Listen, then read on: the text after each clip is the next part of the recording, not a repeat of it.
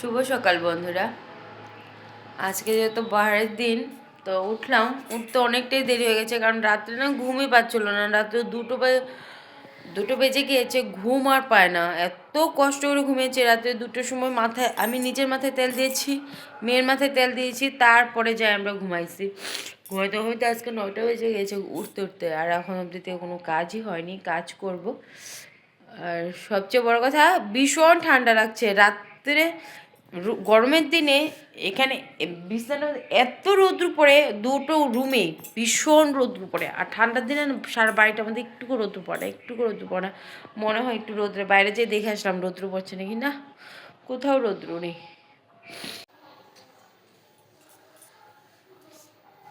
যেহেতু আজকে বাড়ির দিন, তো আজকে তো স্কুল নাই, বন্ধ। ওদের বন্ধ থাকে, তার জন্য অল্প বেলা করে ঘুমের থেকে উঠে তাও ঘুমায় থাক, ঠান্ডার মধ্যে হাঁটাহাঁটি করতে লাগবে না।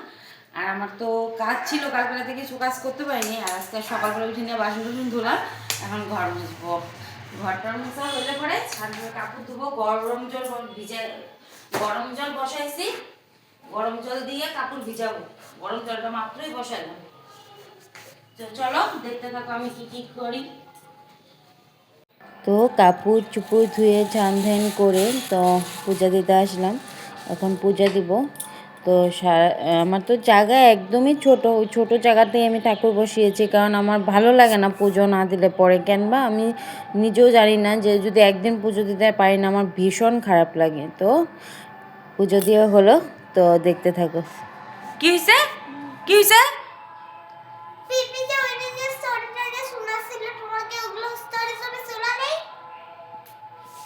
দেখতে পাচ্ছ বন্ধুরা, ওর কিভাবে আমাকে দম দেয়।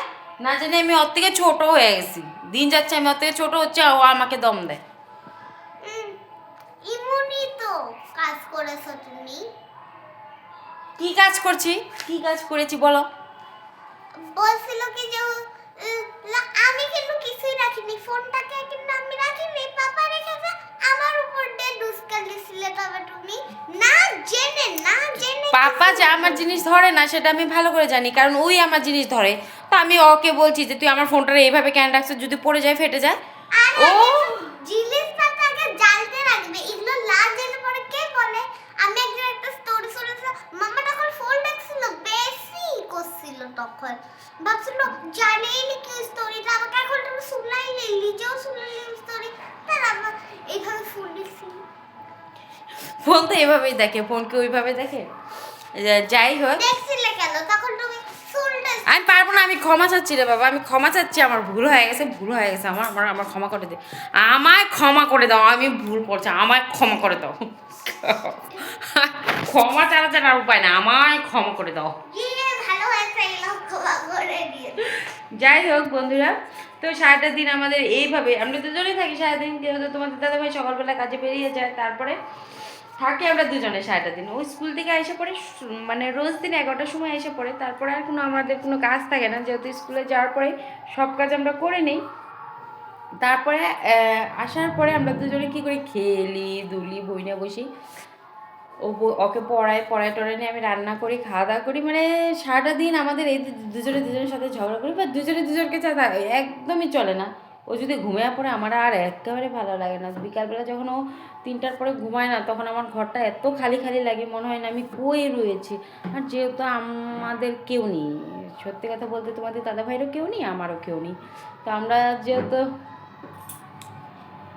তোমরা এখন বলবে কেন মা বাবা, দাদা ভাইয়ের মা বাবা বা আমার মা বাবা, সত্যি কথা বলতে এটার গল্প অনেক বড় আছে, একদিন তোমাদেরকে আমি শোনাবো। কিন্তু ধরে নাও আমাদের কেউ নেই এখন, তো বিশেষ করে কেউই নেই। আগে যে ছিল সে হয়তো নেই। আমাদের অনেক অনেক কাহিনী আছে, তো সেগুলো আমি বলতে চাই না।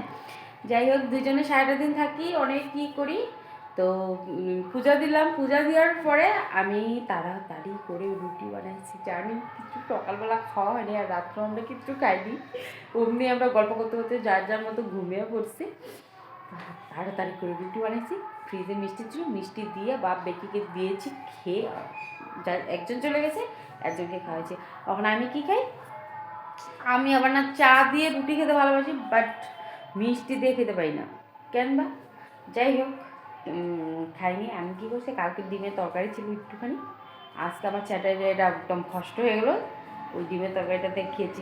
তা আমি খেতাম না ডিমের তরকারি, আমি ছেড়ে দিয়েছি। হ্যাঁ, যে ডিমের তরকারি না খেলেও হতো, ফালিয়ে দিলেও হইতো একটু, কিন্তু মেন কথা হচ্ছে ভাত আছে, মানে ডিমের চুয়ানো ভাত আমিষ।